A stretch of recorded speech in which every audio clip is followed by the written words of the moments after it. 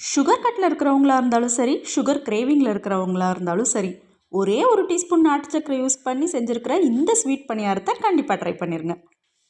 Welcome back to channel Kanavukudi and have a nice day to everyone. உங்கள்கிட்ட நல்லா பழுத்த banana இருக்கா? 2 banana எடுத்து நல்லா மேஷ் பண்ணிக்கோங்க. இந்த அளவுக்கு நல்லா மேஷ் பண்ணிடுங்க. அதுக்கப்புறமா இது கூடயே ஒரு டீஸ்பூன் மட்டும்தான் நம்ம நாட்டு சக்கரை சேர்க்க போகிறோம். பனானாவோட ஸ்வீட்னஸ்லேயே இந்த பணியாரம் ரொம்ப டேஸ்டியாக இருக்கும். கூடவே 2 டேபிள் ஸ்பூன் அளவுக்கு நான் ரவை ஆட் பண்ணியிருக்கேன் ஒரு கிறிஸ்பினஸ்க்காக.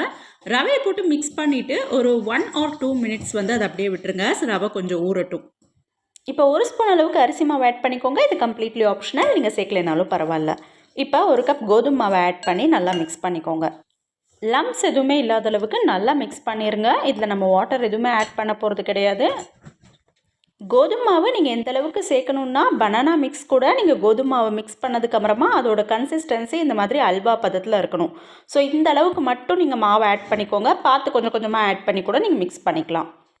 இந்த பணியாரம் ரெசிபி முழுக்க முழுக்க பனானாவோட ஸ்வீட்னஸில் செய்கிறதுனால மாவு அதிகமாக ஆட் பண்ணிடாதீங்க, அப்புறம் டேஸ்ட் நல்லா இருக்காது.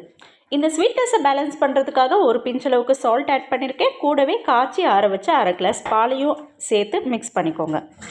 பால் ஆட் பண்ணி மிக்ஸ் பண்ணதுக்கப்புறமா பேட்டரோட கன்சிஸ்டன்சி இந்த அளவுக்கு திக்காக தான் இருக்கணும், தின்னாக இருக்கக்கூடாது. Batter ready. அடுத்து என்ன, பணியாரம் சுற்ற வேண்டியதான். இதுக்கு மேக்ஸிமம் உங்களுக்கு ஒரு 5 மினிட்ஸ் தான் ப்ரிப்பரேஷன் டைம் ஆகும். அதுக்கப்புறமா ஒரு 10 மினிட்ஸ் வந்து குக்கிங் டைம். பணியாரக்கெல்லாம் ஹீட் பண்ணி பட்டர் இல்லை கீ உங்கள் ஆப்ஷனுக்கு எது வேணுமோ அதை ஆட் பண்ணிக்கோங்க. அதுக்கப்புறமா இதை ஒரு குழிக்கரண்டி எல்லாத்துலேயும் ஊற்றி அப்படியே ஸ்லோ ஃப்ளேமில் ஒரு 5 to 10 மினிட்ஸ் நல்லா குக் பண்ணுங்கள். ஒரு சைடு நல்லா கோல்டன் ப்ரௌன் கலரில் குக் ஆனதும் அப்படியே திருப்பி போடுங்க. திருப்பி போட்டு இன்னொரு சைடும் நல்லா குக் பண்ணி எடுத்துக்கோங்க.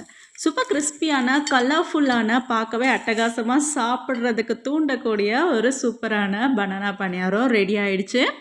கண்டிப்பாக மிஸ் பண்ணாமல் ட்ரை பண்ணி பாருங்கள். அவங்க எல்லாருக்குமே கண்டிப்பாக பிடிக்கும். சுட சுட சாப்பிட்டிங்கன்னா இன்னும் டேஸ்ட்டு தூள். இதுக்கு நல்ல ரைப்பான பனானா எடுத்திங்கன்னா உங்களுக்கு சுகர் ஆட் பண்ண வேண்டிய அவசியமே இருக்காது. நான் ஒரே ஒரு டீஸ்பூன் மட்டும்தான் நாட்டு சக்கரை ஆட் பண்ணியிருக்கேன்.